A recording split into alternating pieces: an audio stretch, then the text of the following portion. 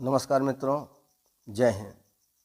आप लोगों के समक्ष प्रस्तुत है सफलता सिर चढ़कर बोले का 6वां भाग, जिसमें हम जीवन के 55 वर्ष से लेकर 65 वर्ष के उम्र के लोगों के विषय में चर्चा करेंगे। पिछले भाग में हमने उम्र के चौथे पड़ाव में जीवन के 45 वर्ष से 55 वर्ष के बीच के लोगों के विषय में चर्चा की थी। आशा ही नहीं, पूर्ण विश्वास भी है कि वह वीडियो आप लोगों को अवश्य पसंद आया होगा। वीडियो से संबंधित प्रश्न और सुझाव अपने कमेंट के माध्यम से मुझ तक पहुंचाने की कृपा करें, महान कृपा हो। तो चलते हैं और उम्र के अंतिम 5वें पड़ाव के विषय में चिंतन करते हैं। मित्रों, मेरे हिसाब से किसी व्यक्ति के लिए यही पड़ाव सबसे महत्वपूर्ण और उपयुक्त पड़ाव है। इस उम्र के लोग प्रायः अपनी जिम्मेदारियों से मुक्त हो चुके होते हैं और किसी की जिम्मेदारी बन चुके होते हैं। अक्सर देखा यह जाता है कि इस उम्र के लोगों को चुका हुआ समझ लिया जाता है।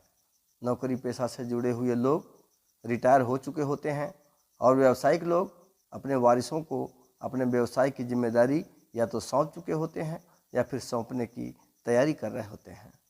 कुछ लोग अपने परिवार के साथ शेष जीवन बिताना पसंद करते हैं, तो कुछ लोग किसी धार्मिक कार्य में संलग्न हो जाते हैं और कुछ लोग तीर्थाटन इत्यादि में अपने आप को समर्पित कर देते हैं।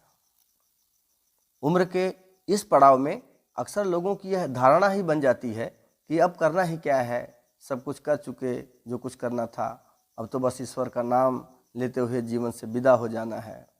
जो भी ऐसा सोचते हैं या मानते हैं, उनसे मेरा विशेष आग्रह है कि आप अपने सोचने का तरीका बदलें। जहाँ चाह वहीं राह, तन काम से और मन राम से। ईश्वर को सिर्फ आपके भाव की ही आवश्यकता है, बाकी किसी चीज़ की नहीं। न रहो न निराश करो मन को, कुछ काम करो, कुछ काम करो। जो कुछ भी आप अब तक नहीं कर पाए हैं, उन सब को पूरा करने का यही अंतिम अवसर है। इस उम्र में भी आप अपने आप को सफलता के शिखर तक पहुंचाने में अवश्य कामयाब हो सकते हैं, बशर्ते कि आपके मन में कुछ कर गुजरने का जज्बा अभी बाकी हो।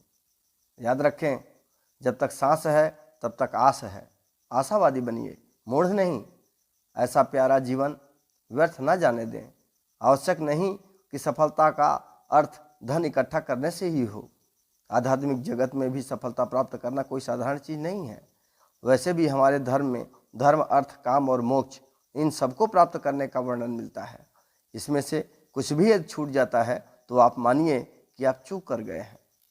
मनुष्य को धर्म, अर्थ, काम और मोक्ष, इन सब में सफलता प्राप्त करनी है, तभी आपका जीवन सार्थक हो सकेगा। इसलिए हताशा और निराशा का त्याग कीजिए और सफलता के चरम सुख को प्राप्त करने के लिए कमर कसकर तैयार हो जाइए। अगले भाग से हम लोग सफलता प्राप्त करने के उपायों और प्रयत्नों के विषय में चर्चा करेंगे। मुझे पूर्ण विश्वास है कि इस सीरीज के पूरा होते होते आप लोग सफलता के शिखर पर पहुंच ही चुके होंगे, क्योंकि तब तक मेरा दावा है कि सफलता आपके भी सर चढ़कर बोलने लगेगी। इसलिए आगे निरंतर मेरे साथ जुड़े रहिए और बताए गए उपायों और तरीकों को अपनाकर अपने अभीष्ट की प्राप्ति कीजिए। कोई भी एपिसोड मिस मत कीजिए, क्योंकि सफलता की राह में निरंतरता परम आवश्यक है। यदि यह वीडियो आप लोगों को पसंद आई हो तो इसे लाइक और सब्सक्राइब अवश्य करें। साथ ही अपने कमेंट और सुझाव देना भी ना भूलें। धन्यवाद। जय हिंद। भारत माता की जय। वंदे मातरम।